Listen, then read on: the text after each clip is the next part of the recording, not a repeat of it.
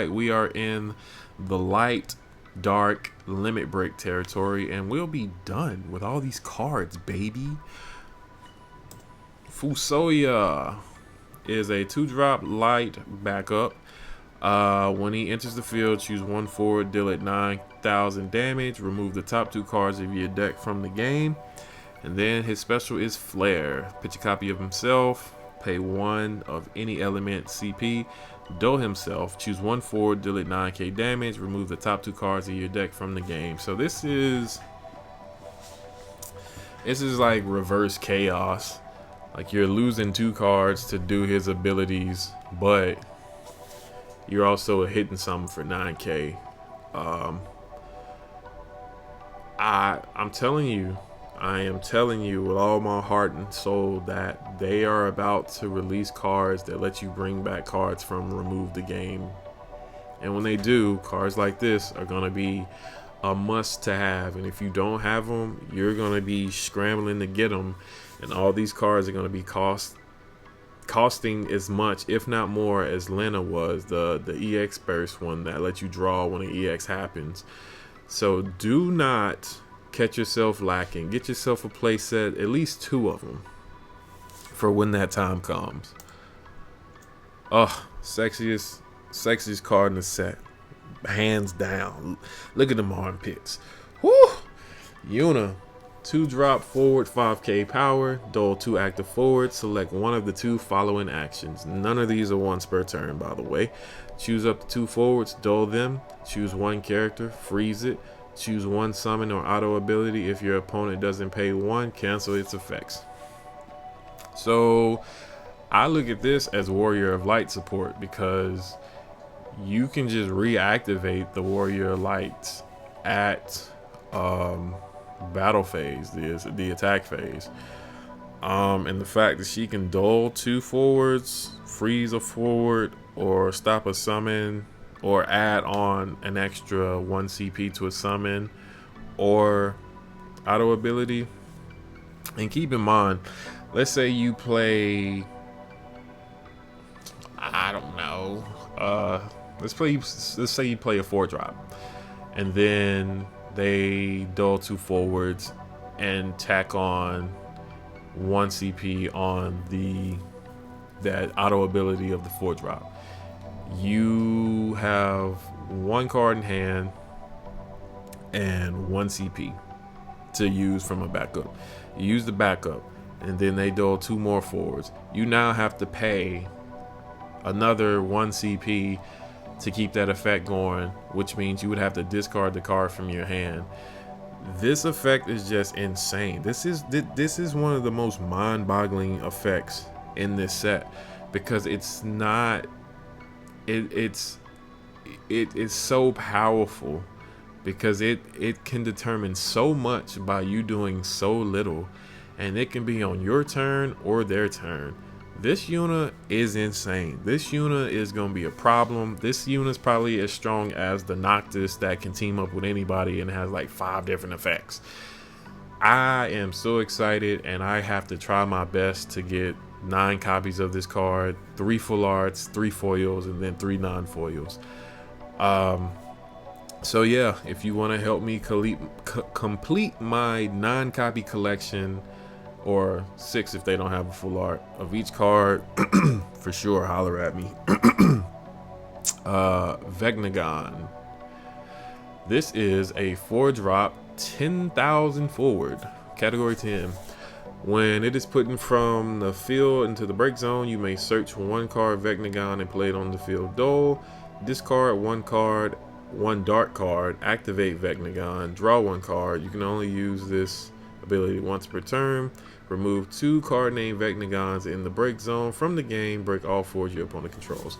This is great for any deck that wants to play a bunch of dark cards, because now you have a way to actually discard your dark cards and benefit from it.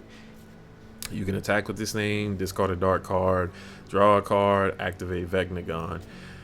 If they freeze Vegnagon, you just discard a dark card, activate it, draw a card. And if you have 2 more cards with this name, which I think he is the only card with his name at the moment, you can break all the 4s your opponent controls.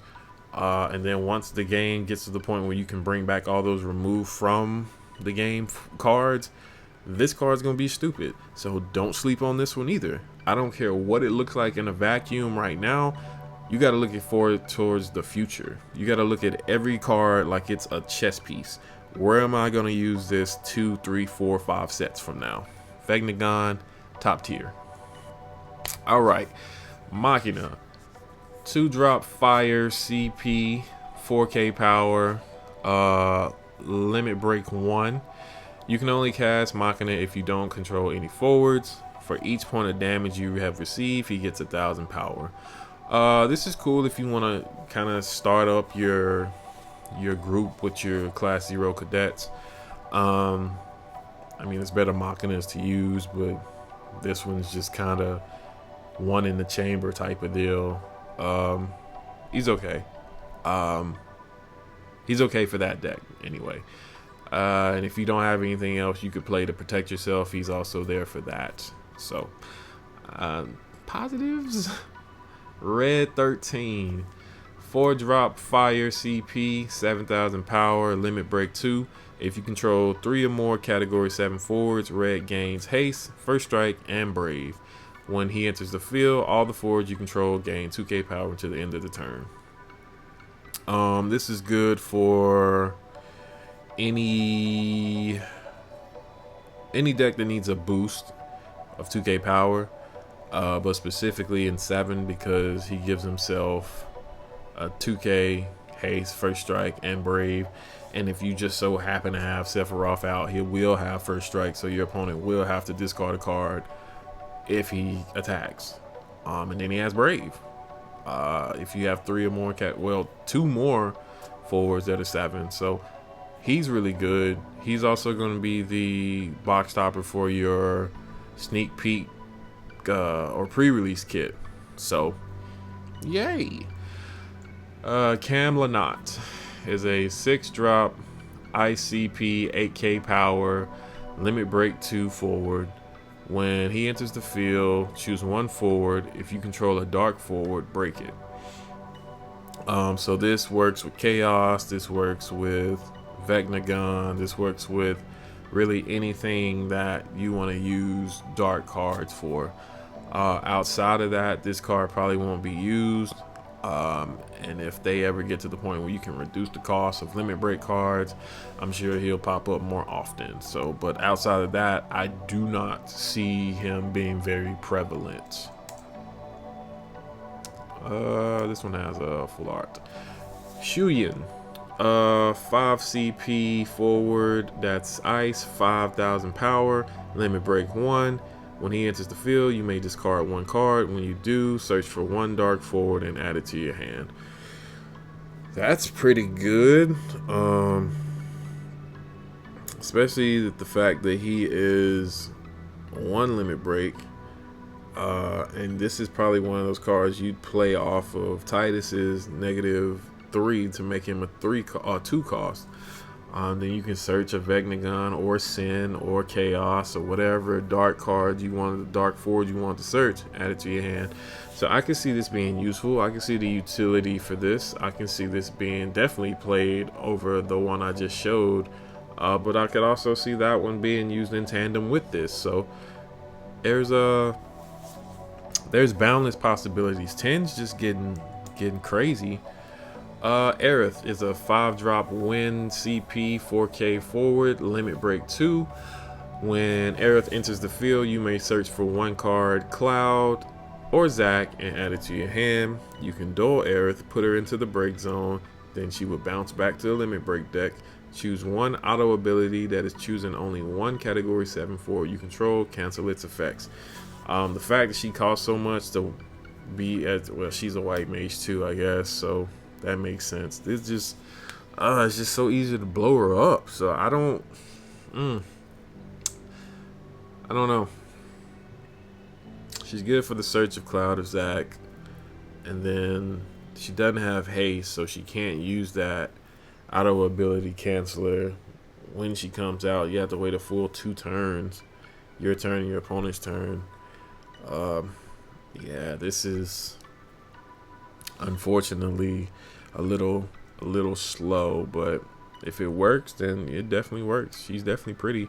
The Emperor, 3-drop win CP forward with 5k power, limit break 2. When one or more cards are added to your opponent's hand from the break zone, draw one card. When your opponent searches for one or more cards, draw one card. So he is a, if you play Yu-Gi-Oh, he is a type of Fuwalos, Perulia type of card, type Maxi type thing. Essentially, anytime your opponent does something useful to them, you get the benefit off of it. And if it's their turn and they search 2 cards, you get 2 cards.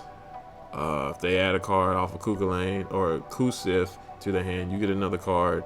So let's say you can end your turn with 4 cards, and if they do these things, you can draw 3 to 4 cards, and then you draw another 2 cards during your turn. So you'd have what's that? 4, 8, 10 cards in your hand when you start your turn again, which gives you way too many resources.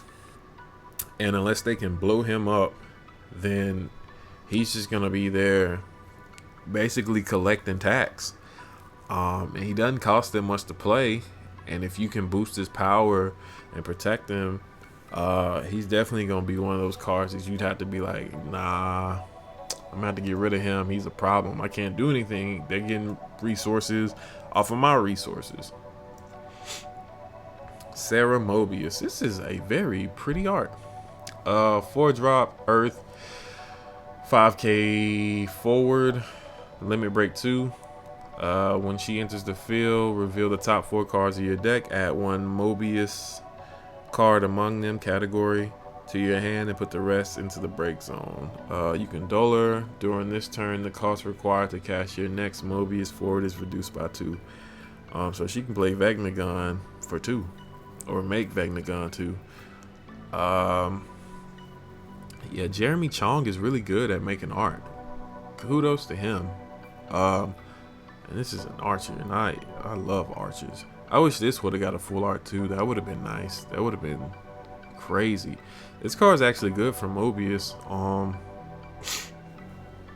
Yeah, so I think this makes that wool a 1-drop as well. So yeah, I can definitely see this being a issue. Yeah, this card's pretty good. This card's actually very good. Yang, 5-drop Earth forward, 8k power, limit break 1. He has Brave. When he enters the field, you may play 1 forward of cost equal to or less than the number of job monks and or card name monks you control from your hand onto the field. So Yang's pretty good for monks in any iteration that he ever comes in.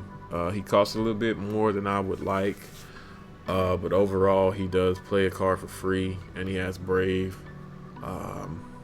So he's pretty decent in my opinion. So I respect the card enough to recognize his strengths. Kane, a 9-drop lightning CP forward, 8k power, limit break 1, has first strike. If you control 3 or more job dragoons or card name dragoon, the cost required to cast Kane is reduced by 5, making him 4. When Kane enters the field, choose 1 forward in your break zone added to your hand. This is good. I mean, 4-drop essentially if you're playing dragoons, and if you're playing dragoons, there's no way in the world you don't have at least 3. He only costs 1 limit break card, so that's really good. And I'm sure you can give him haste with the other dragoons, and then he gets another card, another forward from the break zone added to your hand. So if you're doing like the Freya special, you can just get another Freya and do the cherry blossom thing. So yeah, I respect this card. I really like it a lot. And somebody that's a avid dragoon player, he said, yay, finally a Kane we can play in dragoons. So yeah, good for them. Sephiroth is a 8-drop lightning forward with 8,000 power. He has limit break 4. When Sephiroth enters the field or attacks, duel all the forwards other than Sephiroth. At the end of each of your turns, choose 1 duel forward other than Sephiroth, break it. Yeah, you're definitely gonna have to reduce the cost of this. This is like a last ditch effort. If you're paying this or playing this and not reducing it, like, you better know that you're gonna win. And he should have definitely been a soldier. If he would have been a soldier, this card would have been a lot better because it would have benefited from Genesis, because Genesis could have turned him into a 5-drop instead of an 8. I don't know how this card is gonna get used, and I don't know who's gonna use it. But it's lightning. Lightning is one of my favorite elements between the two that I like. So I'm definitely gonna figure out how to break it, because I know there's a way to do that, because there's a way to do that with everything. Graph is a 3-drop 9k forward limit of water.